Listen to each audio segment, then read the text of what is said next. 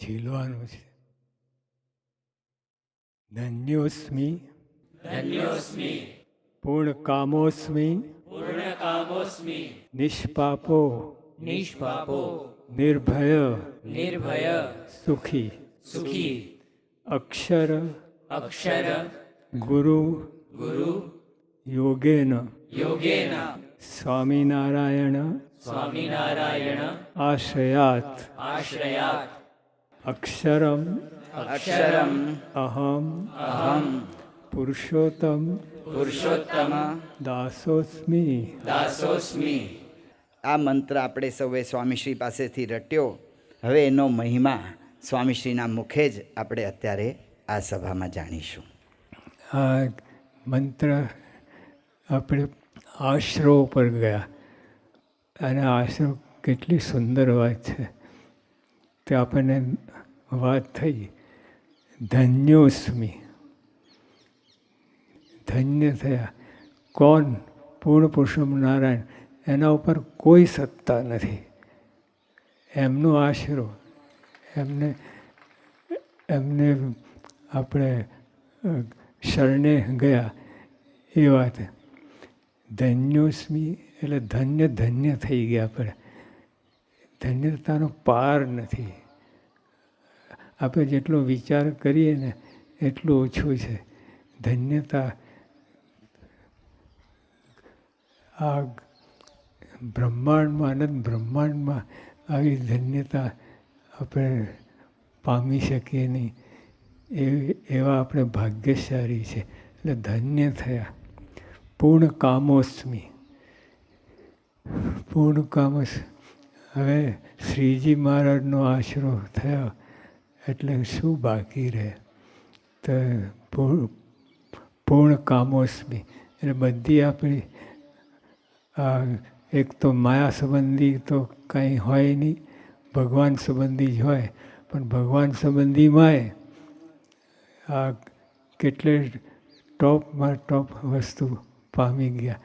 પૂર્ણ કામોસ્મિ એટલે બધી રીતે આપણે કોઈ ઈચ્છા ના રહે ભગવાન સિવાય એ ત્યાં સુધી આપણે પહોંચાડવાનું છે.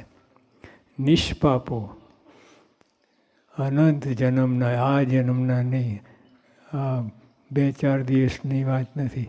અનંત જન્મના પાપો એ બધાથી આપણે મુક્ત થઈ ગયા.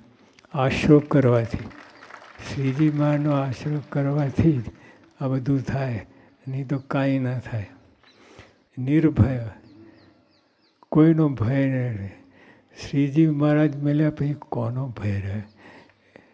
જે આપણે આ લોકમાં કોઈ પ્રેસિડેન્ટ કે એનો જે આશરો હોય તો તમે બધી રીતે સેફ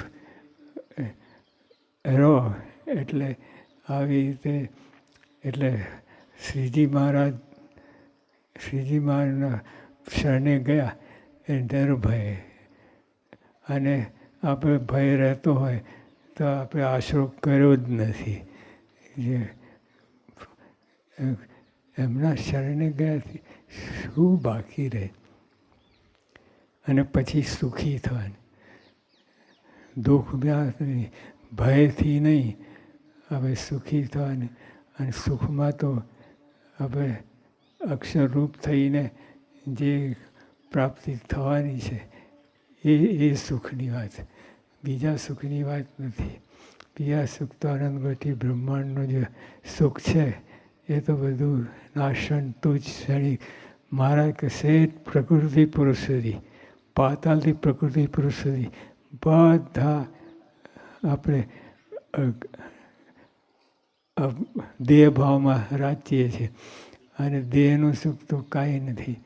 અને એટલે આપણે અક્ષરહમ પુરુષોત્તમ દાસોસ્મિ એ મંત્ર જે છે, આપણે અક્ષર જ છીએ. આપણે અક્ષરરૂપ થવાનું છે. એ અક્ષરરૂપ થવાની વાત છે. એટલે આપણે એટલું બધું સુખી થવાની વાત તો પરમ સુખી થઈ ગયા. અને અક્ષર ગુરુ યોગેન.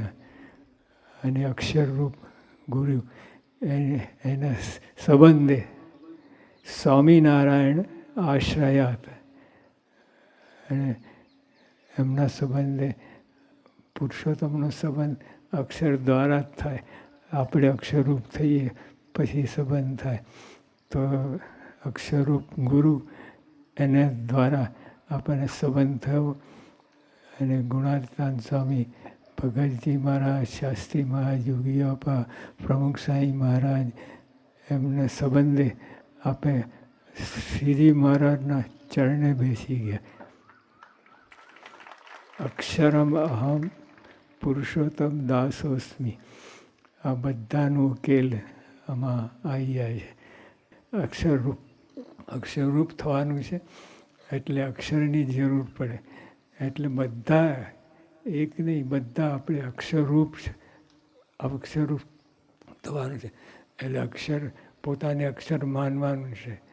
અક્ષર જ આપણે અક્ષર, તો જ પુરુષોત્તમનો સંબંધ થાય. એ વાત છે. સહજાનંદ સાંઈ મહારાજની